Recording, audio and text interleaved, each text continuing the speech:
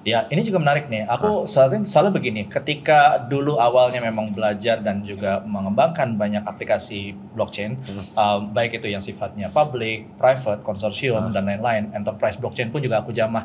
Semua itu tuh pasti masalah pertama yang ditanyakan itu adalah masalah gas fee, masalah user experience, gitu. Halo Midlers, balik lagi bersama Block Dev Talk, sebuah podcast yang akan mengulas tren-tren terkini dan juga proyek menarik seputar Web3 ataupun juga blockchain.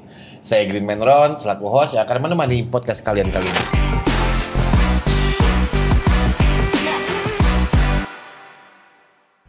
Nah, sekarang kita kedatangan tamu yang luar biasa nih, seorang pakar atau suhunya tech gitu ya, dan beliau juga ada bekerja di Head of Tech-nya NYX ya. NVX.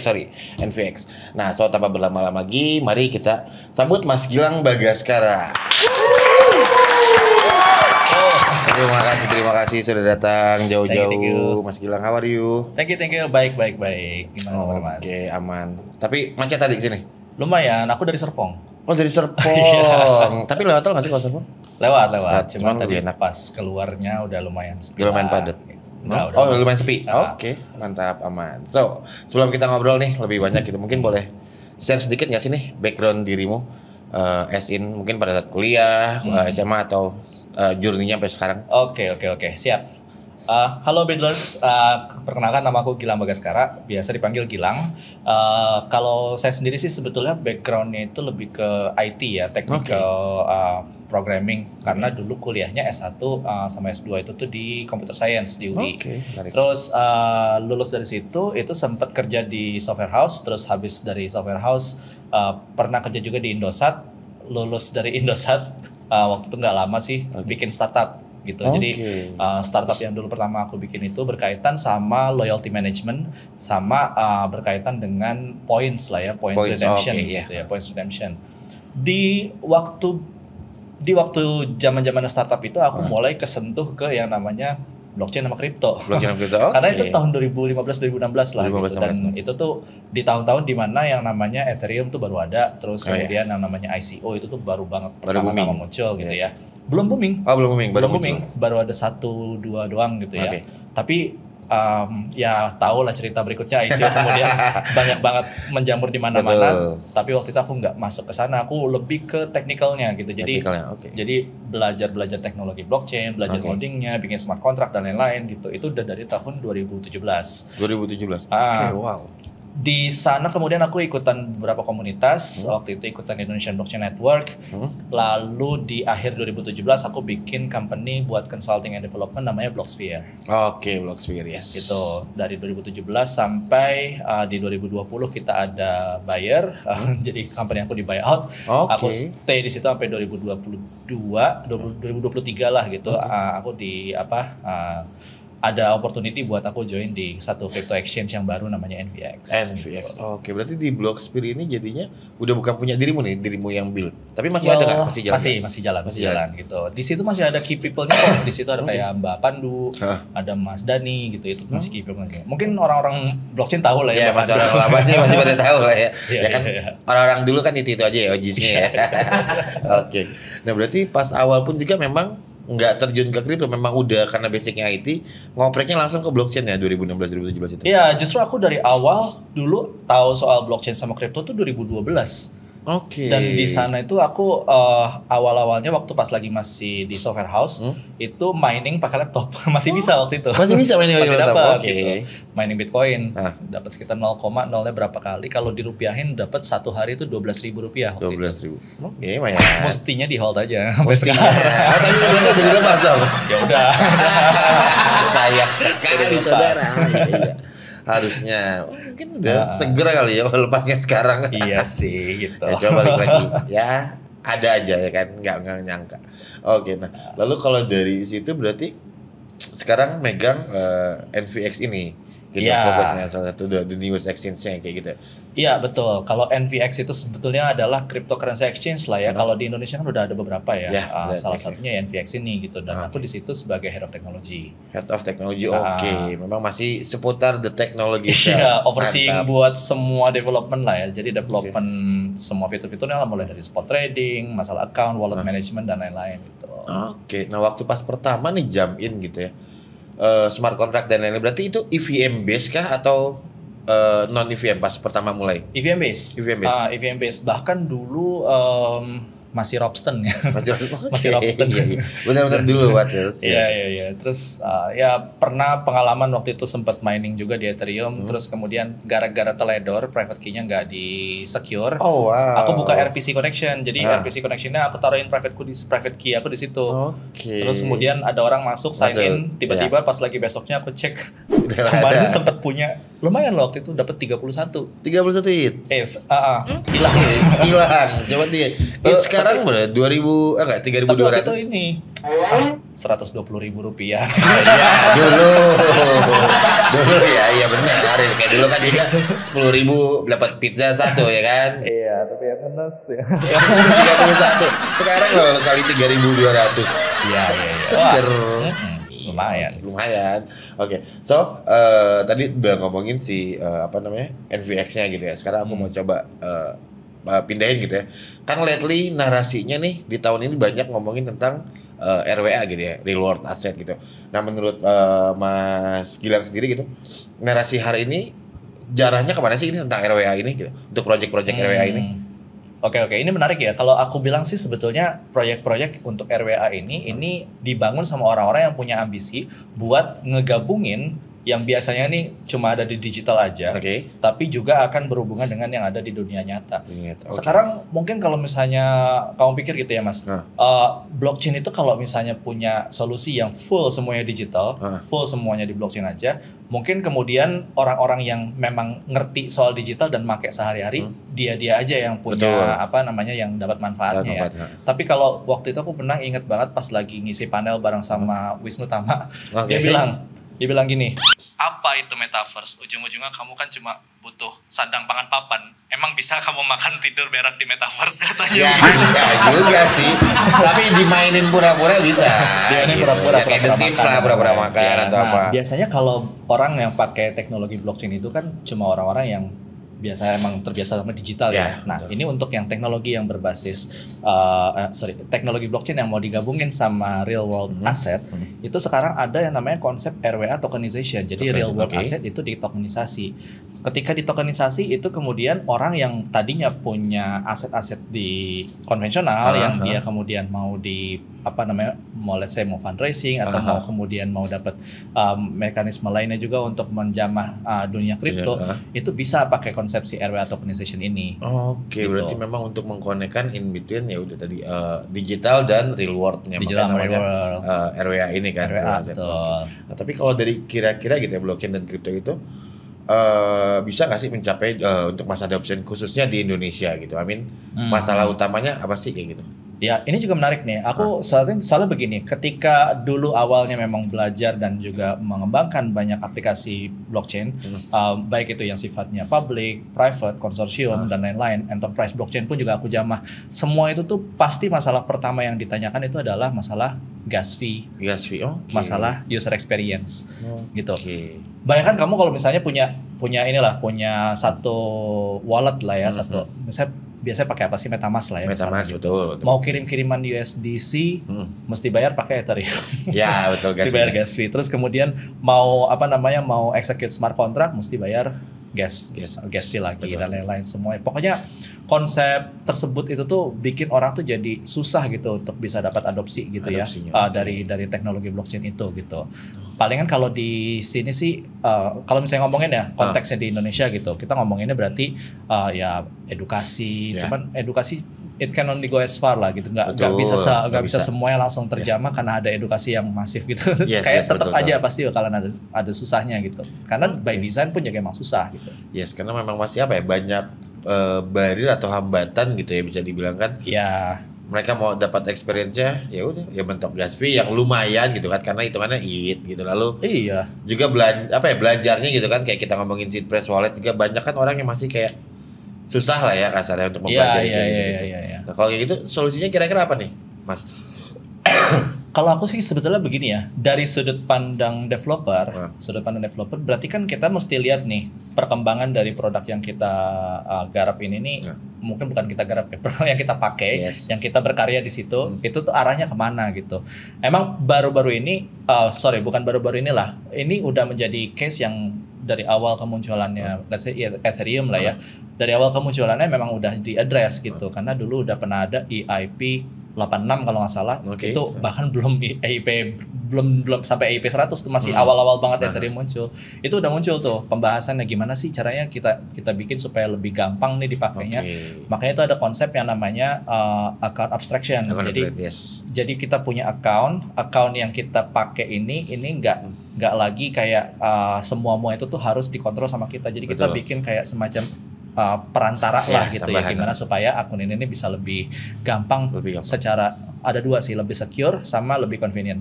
Lebih convenient. Jadi mass adoptionnya kasarnya user untuk mendapatkan experience-nya pun juga bisa dirasakan lebih cepat gitu ya dengan adanya akun abstraction ini. Iya betul. Karena bayangin kayak gini, kamu misalnya punya account Ethereum yang kemudian di situ isinya semua dana pensiun. Mas Ron misalnya Mas Ron kan dana pensiun udah banyak nih ya. Ada cukup lah ya. Gitu. PNS dari mana? Ya pokoknya intinya masukin 90% gaji langsung ke kripto semuanya nih. Buat pensiun. Bisa. Tapi disimpan di mana bos? Bayangin disimpan di wallet. Walletnya pakai apa? Wallet yang MetaMask. Oke. Apa namanya? Paper wallet tahu kan? Yang pakai seed phrase yang 12 kata gitu. Emang yakin buat nyimpen dana masa depan di tempat kayak gitu? Atau mau lebih gampang lagi taruh di Binance misalnya, taruh di Indodax misalnya gitu, atau misalnya dipercayain ke seseorang gitu misalnya yang tolong dong simpenin gitu, 2 tahun kemudian duitnya hilang nggak tahu kemana, ya nggak? Nah tapi kalau misalnya dengan kayak begitu itu kekurangan dari yang namanya account yang sifatnya itu memang dikontrol dari private key, karena mungkin aku jelasin juga lebih teknisnya. Account di EVM base ya, itu ada 2 jenisnya. Ada yang external owned account, owned account EOA. Nah, sama satu lagi smart contract. Smart contract itu account juga karena ada addressnya. Betul. Ya kan. Tapi bedanya EOA itu tuh pakai private key. Dan satu private key ngontrol satu EOA, itu bahaya banget kalau private key hilang ya kan. Kita semua tahu lah gitu masalah private key kalau hilang udahlah wassalam. Udah nggak ada. Nggak bisa hubungin CS gitu ya. Iya kan. Apalagi kalau misalnya masalahnya di MetaMask ngubungnya CS Indodax. Masih ada aja begitu. Iya, ada. Gitu. Lagi pula kalau misalnya kalau misalnya account itu udah hilang, kita nggak bisa recover ya kan. Bedanya kalau smart contract itu bisa didesain karena kan code belakangnya. Betul. Kita desain smart contract, let's say misalnya smart contractnya multisig gitu. Untuk kirim transaksi yang ini nggak bisa, tapi 2 dari 3 orang misalnya gitu untuk meng-approve transaction itu bisa gitu. Itu tanda kutip udah semi account abstraction lah gitu, karena kontrol terhadap aset itu tuh udah dibikin supaya ada sistemnya lah ya yang ngatur gitu. Gitu. Menarik. Berarti kalau dari sana gitu ya panjangnya memang mungkin dari sisi developer lalu pengembangan smart contract dan lain-lain, bisa dibilang blockchain teknologi pun memang sampai saat ini juga selalu improve ya, karena kita bisa bilang masih niche lah ya, masih baru gitu, sama dengan bubbling internet pada zaman dulu gitu, orang masih nggak percaya atau apa segala macam. Tapi yang jelas kalau intinya kalau blockchain teknologi itu kan sebuah konsep yang memang improving terus kan, jadi berkembang terus. Kalau misalnya kita balik lagi ngomongin EVM, si core developernya Ethereum itu tuh dulu memang fokusnya mereka yang penting bikin platform ini bagus dulu lah gitu. Baru habis itu kita ngomongin yang secondary-nya gitu. Kayak bisa dikompromi dulu. Ya kayak misalnya nih dulu block generationnya satu blok itu tuh kecil, misalnya jadi ada di upgrade, terus kemudian 2019 itu tuh mulai hot-hotnya buat ngomongin proof of stake ya kan, pindah ke proof of stake. Jadi itu dulu tuh yang difokusin gitu. Sampai akhirnya mereka ngerasa oke lah ini udah saatnya buat kita ngomongin hal-hal yang sifatnya lebih ke menjamah user adoption lebih gede lagi, lebih bagus lagi. Karena mereka ya apa namanya, pasti tahu ya istilah soal EIP sama ERC kan. Yes. Ada EIP yang dikasih nomor belakangnya sama Betul. ERC yang dikasih nomor belakangnya. Bedanya kalau EIP itu masih proposal, Ya. kalau ERC sudah dirilis yes, kandidat, betul. rilis version lah. Udah ada kodenya kayak ERC20, ERC dan lain-lain gitu. Nah, kalau di yang berhubungan dengan user experience itu ada banyak tuh ERC sama EIP yang udah dibikin. Kayak misalnya nih untuk account abstraction itu ada ERC yang namanya 4337. Dulu tuh pernah ada tuh tahun 2021. Nah, ERC 4337 itu dulu dipakai untuk sebetulnya ada account abstraction juga yang sifatnya itu bikin satu account itu tuh menjadi yang namanya smart account. Gitu. Smart account, tapi seingatku ya, ini correct me if I'm wrong, kalau nggak salah itu prosesnya one way.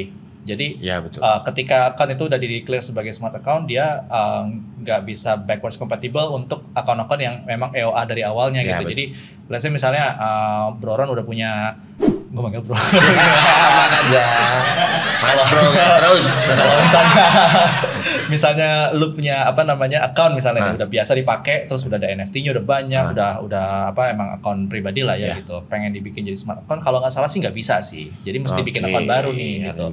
Itu 4337 kalau nggak salah kayak gitu. Nah, yang baru-baru ini di approve itu ada tuh 3074. 3074.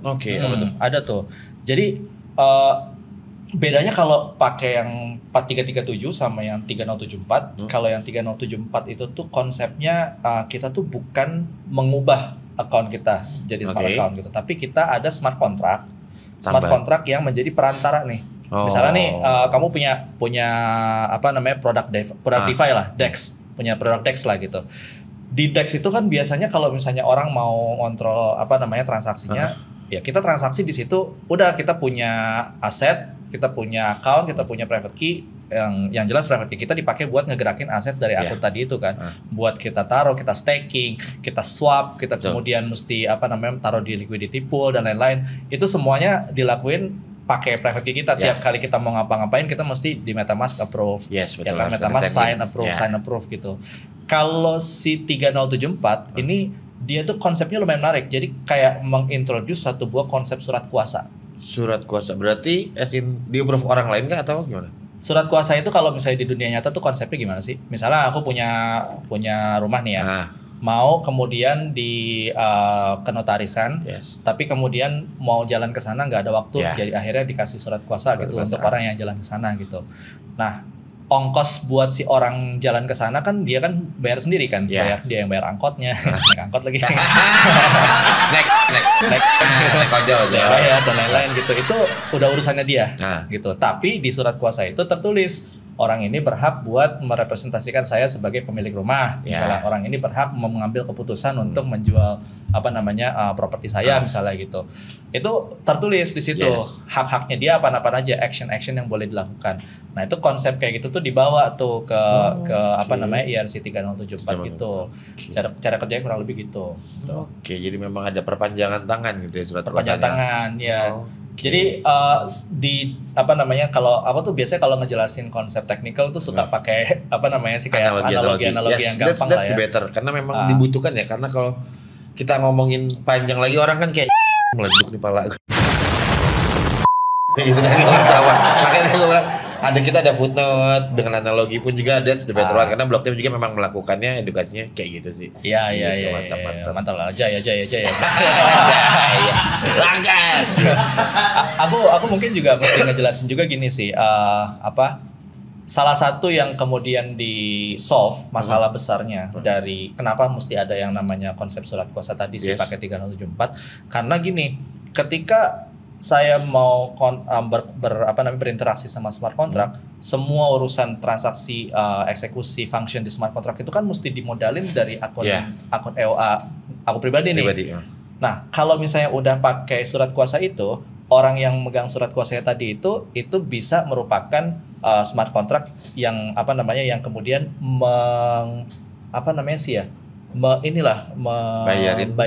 ngebayarin gas fee-nya gitu. Jadi dia yang nantinya akan bertanggung jawab buat setiap kali ada transaksi.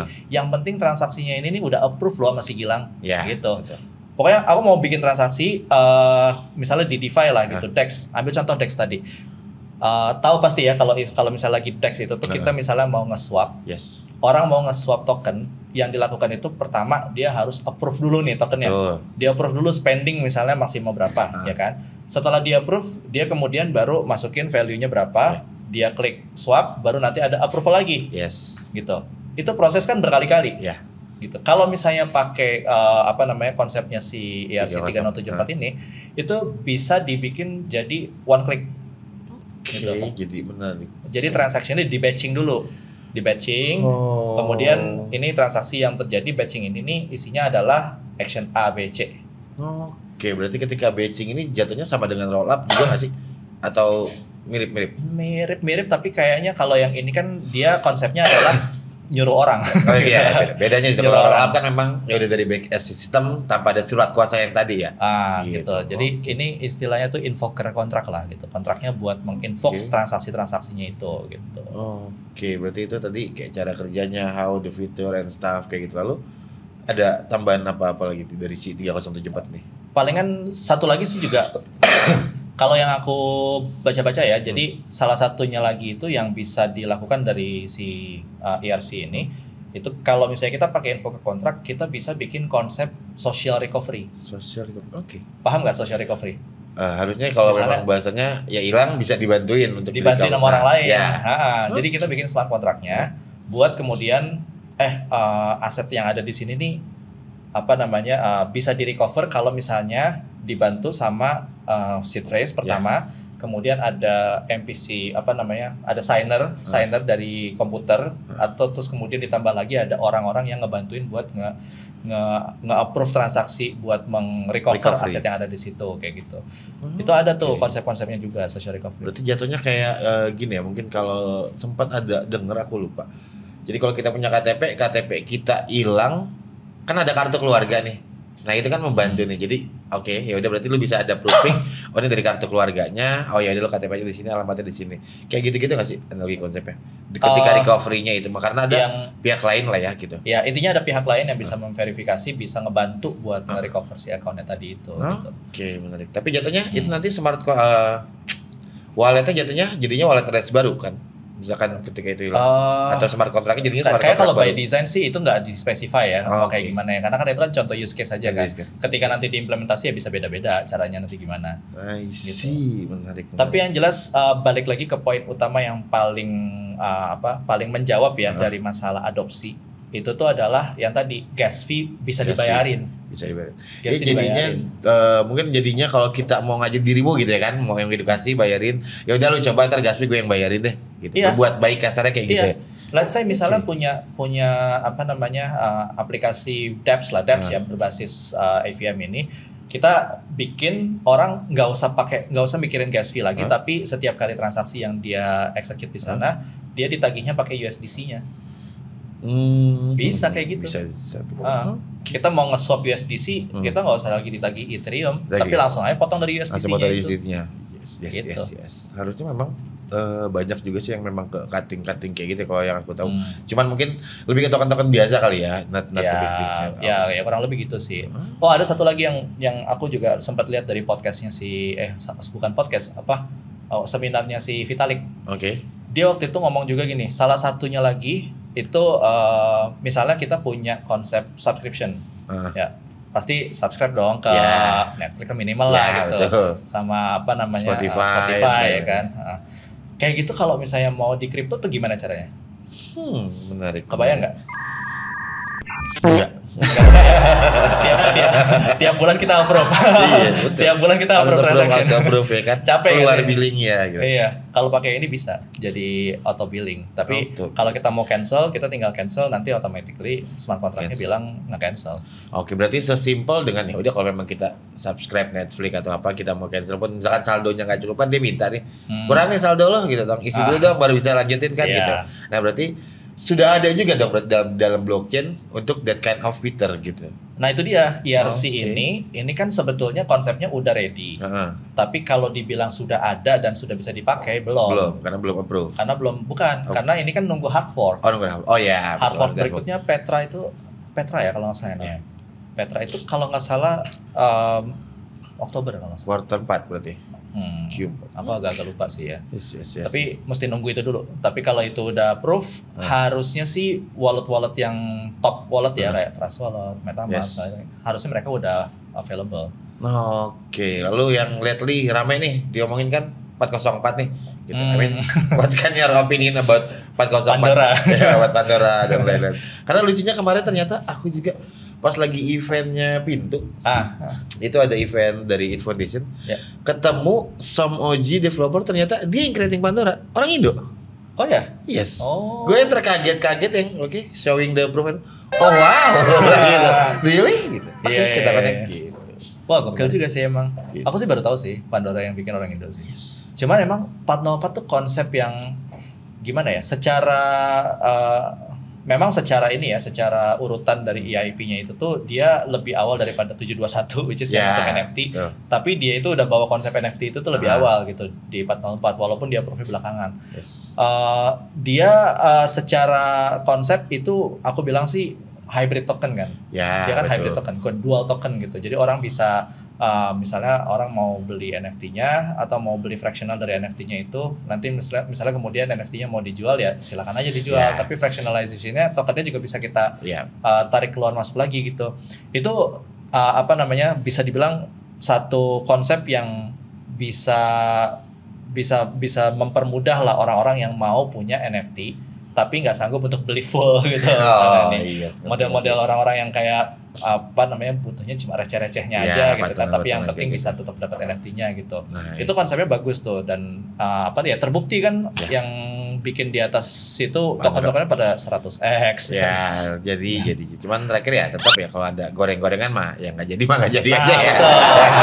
Yang ruko mah ada aja, ruko tetap yang oke mah oke. Nunggu gorengan naik aja lah. Goreng ke atas. Oke, bener. Nah, dari semuanya gitu kita udah bahas set as in detail dan lain-lain. Nah, kalau dari teknologi blockchain gitu ya, batasan dan tantangannya gitu dengan kita mau adopt about traditional industry itu ada di mana aja sih kalau menurutmu? Iya. Kalau traditional industry itu tuh biasanya arahnya itu tuh kan regulasinya tuh udah mencukupi atau enggak nih. Terus kemudian apa dulu nih yang mau diregulate nih yang berhubungan sama blockchain. Karena blockchain sendiri kan secara konsep dia itu ya udah database aja kan. Tapi database ini yang kemudian dipakai jadi use case macam-macam.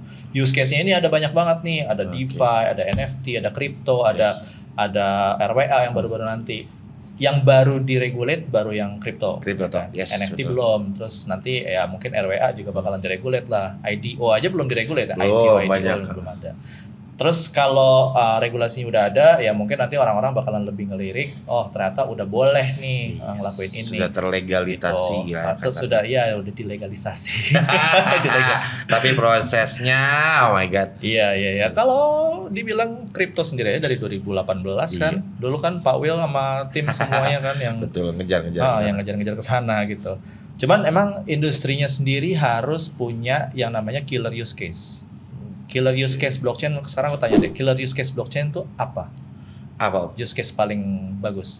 Nanya balik. Nanya saya. Kalau killer use case blockchain ya buatku ya karena aku as-in memutarkan tanpa jalan-jalan. I mean until now ya masih di financial as-in DeFi. Financial, crypto, DeFi. Ya udah, itu aja yang dari tahun 2009 konsepnya udah ada sampai sekarang gitu. Tetap menjadi killer use case-nya blockchain gitu. Belum ada yang baru lagi. Yes. Gitu. Untung benar lagi jawabnya di tes gue. Enggak, kalau misalnya salah kan di-cut. Salah di-cut. Ya. Oke. Iya sih bener-bener. Belum ada lagi. Sisanya cuma naik turun metaverse dan NFT and whatsoever. Kan kalau lagi hype naik, tapi kemudian begitu hype-nya hilang ya udah. Sekarang udah nggak tahu kemana. Cuman kalau dibilang killer use case ya memang harus sekarang itu tuh lebih ngelihat manfaat yang bisa reflect ke dunia nyatanya ini gitu. Yes, that's yang memang benar-benar dibutuhkan kali ya. Ya. I see. Nah, udah lumayan rame kita ngobrol nih. Kalau ngomongin total udah hampir 30 menit. Mungkin aku akan jadi one last question gitu ya. Kalau balik tadi ya, mass adoption, killer feature-nya gitu kan di blockchain atau apa? Harapan personal dirimu gitu ya, pemerintah dan masyarakatnya itu harusnya gimana sih bagian supportnya gitu kan untuk kita nyampe ke dengan mass adoption about blockchain teknologi ini kayak gitu. Ya. Paling gini sih, yang pertama gerakan buat mass adoption itu kan itu nggak cuma dari satu pihak aja kan. Betul. Dari core developernya sendiri pada bikin gimana caranya biar lebih gampang dipakai. Betul. Developer sendiri kayak dari block dev itu kan juga edukasi jalan terus. Terus programmer juga makin banyak yang bagus. Tadi kayak aku baru tahu Pandora sendiri pun juga orang sini kan. Itu udah aku bilang ekosistemnya udah siap gitu untuk kemudian ngangkat blockchain ini menjadi mass adoption. Pas lagi nanti use case-nya muncul, jangan sampai ketika use case-nya itu ada, udah mulai ada orang-orang yang kayak ngerasa berhak kayak superior, gua mesti ada dapat lebih dari sini daripada kalian. Akhirnya dibikin kayak disusahin lah gitu buat orang-orang lain untuk berkarya gitu. Itu jangan sampai ada kayak begitu aja sih. Jadi harusnya memang berjalan beriringan. Balik ke konsep dasarnya desentralisasi kan, dimana semuanya open source, kita bareng-bareng nih gitu kan, creating something, build, masuk dalam ekosistem, ya udah untuk menembus masa adoption harusnya kayak gitu. Oke, menarik. Nah mungkin kalau ada yang mau disampaikan buat teman-teman builders, entah kisi-kisi atau mau tahu, mau kenal dengan dirimu lebih jauh atau mau belajar langsung gitu kan, mungkin punya kelas atau apa nggak? Aku sih nggak buka kelas kayak kali. Ya kalau blognya kan ada tapi gratis. Iya. Mungkin kalaupun aku buka gratis juga. Cakep. Bisa lah di blog ya. Tapi paling kalau aku bilang sih mulai di Web3, mulai di blockchain itu nggak mesti semuanya itu jadi developer. Yang punya di berbagai macam bidang keahliannya dia gitu ya. Itu pasti banyaklah karya yang bisa dibangun lah di atas blockchain ya. Mau bikin use case baru kayak mau bikin apa gitu. Developer gampang carinya di Block Dev. Ya, dibantu jualan. Terima kasih. Masuk. Oke, kalau mau connect ada sosmed yang mau disampaikan? LinkedIn, Twitter. LinkedIn di Gilang Bagaskara. Kalau Telegram @gilangbagaskara. Instagram Gilang GBC, Twitter Gilang_BH. Jangan tanya kenapa BH. Nggak, itu namaku. Kan Bagaskaranya ada hanya BH kan? Betul. Gitu, cuman panjang gitu jadi biar lucu ya. Oke, terima kasih banyak lagi Mas Gilang sudah mampir ke podcastnya Block Dev. Kita udah ngobrol lumayan panjang. Semoga teman-teman builders juga dapat banyak insight gitu. So, terima kasih juga buat teman-teman builders yang selalu setia nonton podcastnya Block Dev ID. Mari jangan lupa untuk terus mengikuti perkembangan teknologi blockchain dan juga Web3 bersama kami Block Dev ID. Bisa join ke Telegram kami atau juga dicek di websitenya blockdev.id. Mari kita belajar bareng-bareng dan ikut terus serta dalam pengembangan mass adopsi teknologi Web3 dan blockchain khususnya di Indonesia. Saya Green Man Ron, izin pamit di podcast kali ini. Bye-bye, builders!